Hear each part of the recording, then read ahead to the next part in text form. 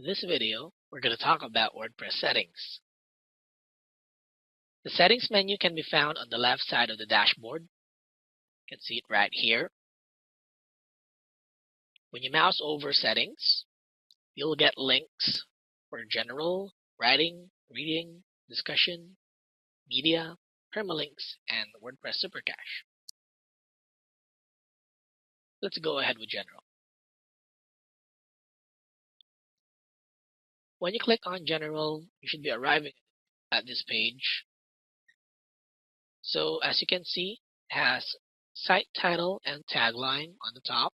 Please make sure that site title and tagline have information that is relevant to your website. The site title, well, of course, it's self-explanatory, just the title for your website. Tagline, instead of just another WordPress site, please type in a very, very brief description of your website. And again, please make sure that site title and tagline has information that is relevant to your website. The reason behind this is because the Google search results for your website will be pulled from these two, apart from other factors, of course. For the WordPress address and site address or URL, we don't need to change any of that. It's fine to leave it be as of the moment. Email address.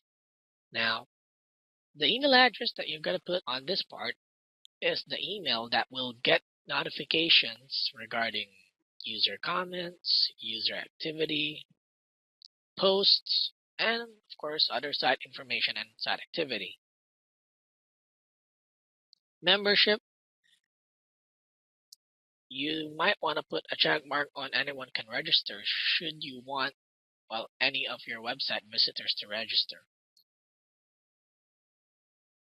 Now let's go to new user default role.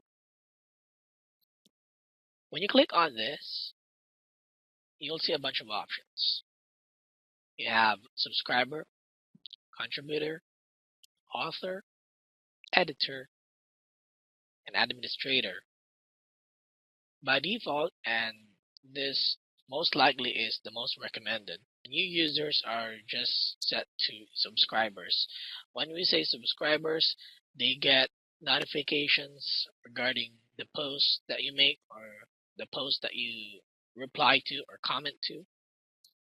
And of course, you don't want anyone to be an administrator of your website. As much as possible, just keep it to yourself, or maybe one or two very trusted friends or people. Please take note that for the date format, this will be visible on your post. So make sure that you'll be choosing the one that suits you best. Time format, just choose whichever suits your needs.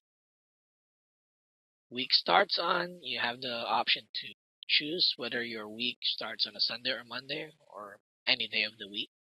Site language. Once you're done with these changes, click on Save Changes button. Next, we go to the settings for writing. To do this, go to Writing under Settings in the left side of the screen or your dashboard. Click on the Writings link. You should arrive at a page like this. As you can see, the top part of the page is all about formatting. So you have the option for emoticons, categories for your post, and default post format. In this section right here, you also have the option to post by email, meaning you email something to an address and then that email automatically becomes a post. Please bear in mind that the email address that you should be using on this one should be secret. And then there's one more thing. Please also make sure that the email address or the email account that you're using is a pop-through account, meaning you should be able to use this email account with Outlook, Outlook Express, Apple Mail, or any other email client. On the last part, we have update services. To know more about update services, click on the update services link right here. And as always, after making changes, please do not forget to click on the Save Changes button. Now we go to the settings for reading. So this is the page for reading settings. On this part right here, it lets you control what is displayed on the front page. So you do have the option to show the latest post on your front page, or you can select a static page. Now, when you have made pages already, the pages will be listed here. So as you can see, we haven't done any pages yet, so it's only the sample page. That's the only one showing up right now, and the post page as well. But as time goes along and you made several pages already, it will be listed here as well. You can choose that as the static page. So regardless of the post that you made, whatever page that you choose for the static page will be the front page for your blog. The next part right here is for the RSS feed. It lets you control how many blog pages show up. So you can control it at the default is 10 posts. And you can also control if the blogs will be shown as full text, meaning it will show the entire content, or just a summary. The last part right here is search engine visibility. So you have a checkbox right here. When you put a check mark on this, or when you enable this, Google will not index your articles or your pages. So it's actually up to you if you want Google to or to not index your pages as well. Now we go to the discussion settings page. This is the page for the settings for discussion. On the first part right here, it says default article settings. So there are three options here. The first one is for links that you make to other websites or blogs. So when you enable this, you will be notified of those links. The second one is for links back to your blog or to your site from other people's websites. Again, of course, when you put a check mark on this one, you will be notified via email. And the last one is to allow or disallow people from posting comments on your articles on your website. So if you want people, or if you don't want people to post comments regarding the articles that you've written for your website, you can choose to enable or disable that option right here on this part.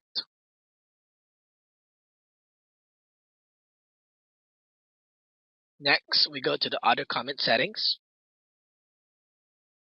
By default, the one that says users must be registered and logged in to comment. So this is actually highly recommended.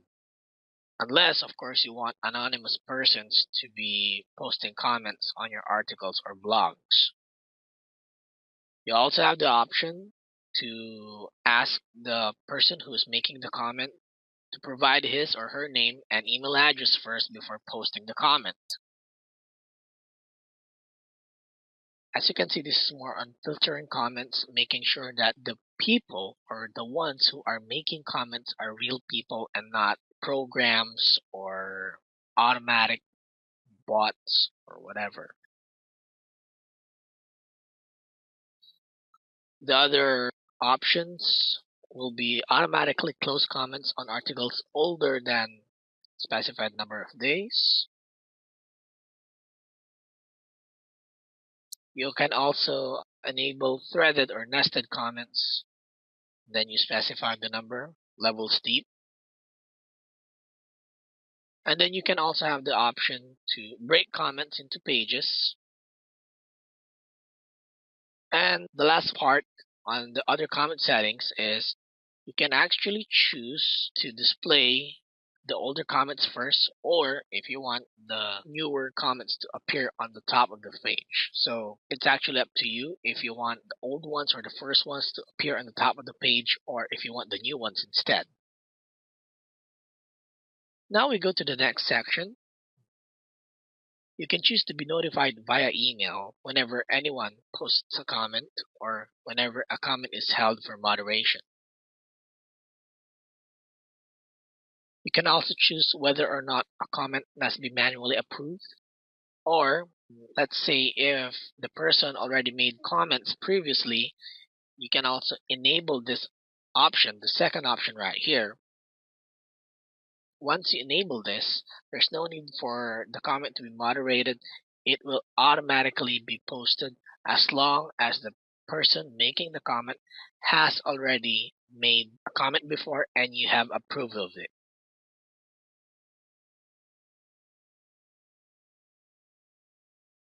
Now we go to the comment moderation section.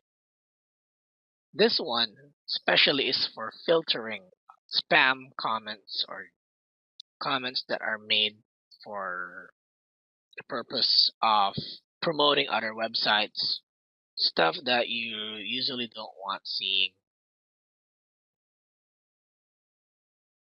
You can also choose to have the comment filtered so that it goes automatically to the moderation queue.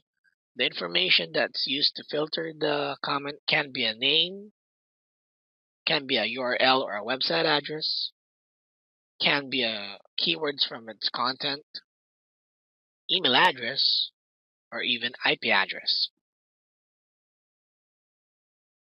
You can also choose to blacklist comments right here. And on the avatar section, now when we say avatars, these are those pictures that appear beside the name of the person. So you can choose to have an avatar whenever you make a blog or post something. Aside from your name, there will also be this picture that appears beside your name. And you can also choose to have your users or anyone who comments on your articles or blogs have their own avatar. So you can choose to have those people be shown using a generic avatar, or if they have a custom avatar, they can also use that. The custom avatar will appear beside their name. We now proceed to the media settings page. Here in the media settings page, you have the option to specify the dimensions of the images that you have, which you can insert on your blog or on your posts. So as you can see here, we have one for thumbnail size, medium size, and then large size. And you can also organize those images or uploads by month and year. So when you check on this option, you'll be enabling the system to organize your uploads into month and year based folders. After making the changes here, click on the Save Changes button.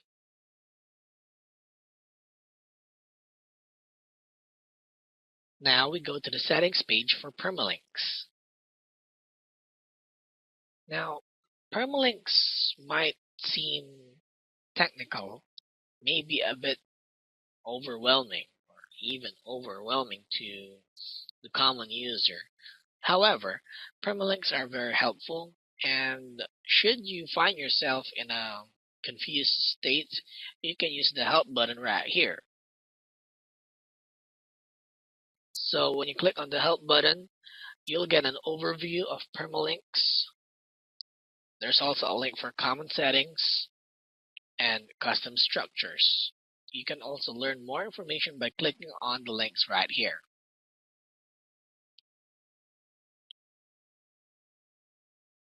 So what are permalinks? Permalinks are permanent URLs to your individual pages and posts.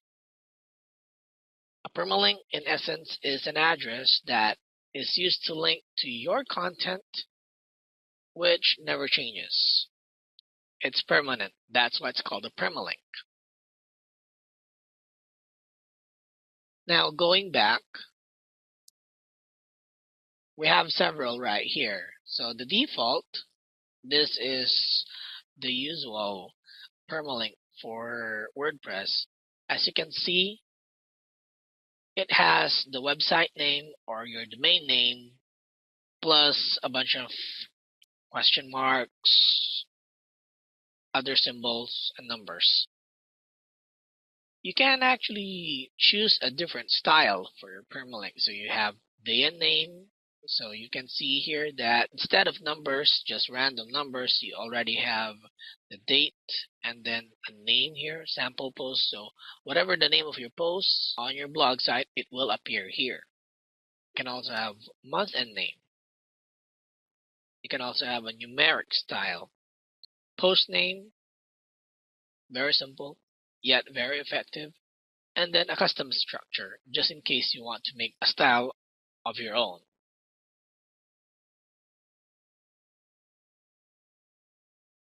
So that is it for permalinks. Now, as you can see, we have one more, which is WordPress Supercache. Now, this isn't available in most, if not all, of the WordPress websites because this is actually because of a plugin. As mentioned during the first part, once you install more plugins or once you get more plugins into your WordPress site or WordPress dashboard, then you'll have more functionality. WordPress Supercache is one of them. So we're not going to tackle WordPress Supercache. If you want to know more about WordPress Supercache, then it is advised that you proceed to the WordPress support forums. Just a quick recap for the settings. Just in case you need more information or if you're confused, you can always click on the help button right here. It will give you an overview or an idea on what you're actually doing or what you're actually supposed to do. So that will be general, under settings, writing. It still has that help button. As you can see, you have the help button for each section.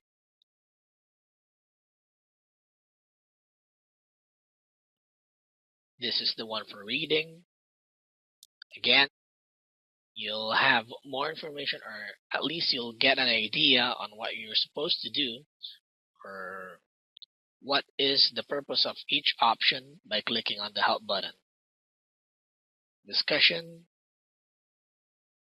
it still provides an overview. Media, and then permalinks. There you go. So with that, thanks, and I'll see you in the next video.